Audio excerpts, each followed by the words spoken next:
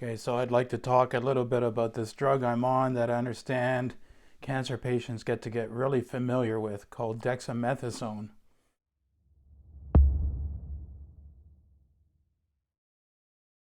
Um, it's been a real mixed bag for me. When I first had my craniotomy, I would get the dexamethasone in the hospital, and a few hours later, I'd be thinking much more clear and feeling better. And so I actually looked forward to taking the dose. But now that I've been on it a couple weeks, basically, I'm sticking to my diet really well, but I just gain like a half a pound every single day I'm on this drug. Weight gain is one of the known side effects. I'm not having like water retention where your ankles and hands swell. It's all in the middle. It's just all puffiness in the face, and in my middle, my shirts don't do up quite so good. And it drives me crazy because last year I did so much work to lose weight. Now I'm just puffing up, and it feels like it's completely out of my control. So today my dose is reduced by half. I'll just be down at 1 milligram twice a day. So I'm hoping that makes a difference, especially in the third problem it's been giving me, which is sleep. So it's well known that this drug causes insomnia. And I have a problem already with sleep quality. I've had for a long time. I've been dependent on Zopiclone, which is something like an Ambien for sleep, for a long time now. And even with the Zopiclone, what'll happen is I'll get tired early because I didn't get a good night's sleep the night before. So I'll go to bed a little early, but then I'll wake up at like 2:30 or 3 a.m. and I am wide awake for the day. If I'm lucky, sometimes I can go downstairs and sit in the lazy boy with the dog, and maybe I'll fall asleep for another 45 minutes just listening to something on my phone. So, um, reading up, the only suggestion I can find is to get some additional sleep aid. I've been taking melatonin at night, and for a while I was able to take melatonin before bed.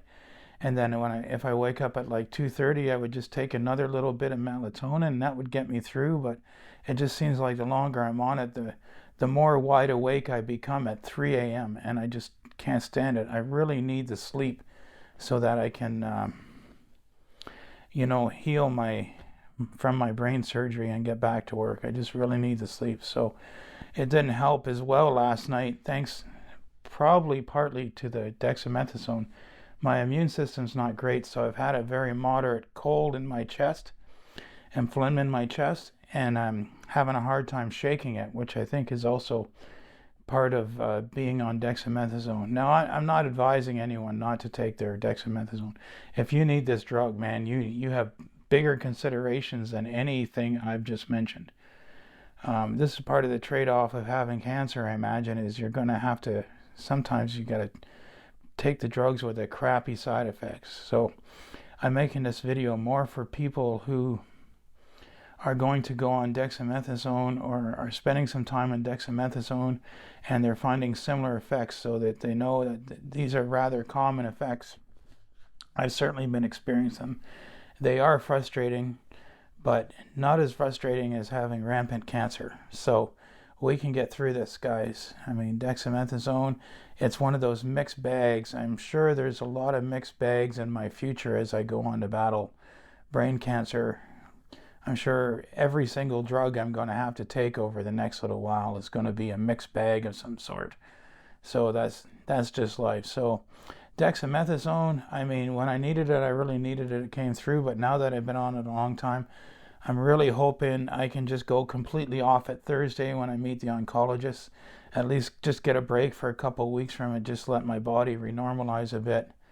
But I guess we'll have to see. From what I understand, they use it intermittently. If I go on chemo, there's some chemo protocols where you take the dexamethasone just the day of your chemo, and then you don't take it the rest of the time. So to me, that sounds pretty tolerable.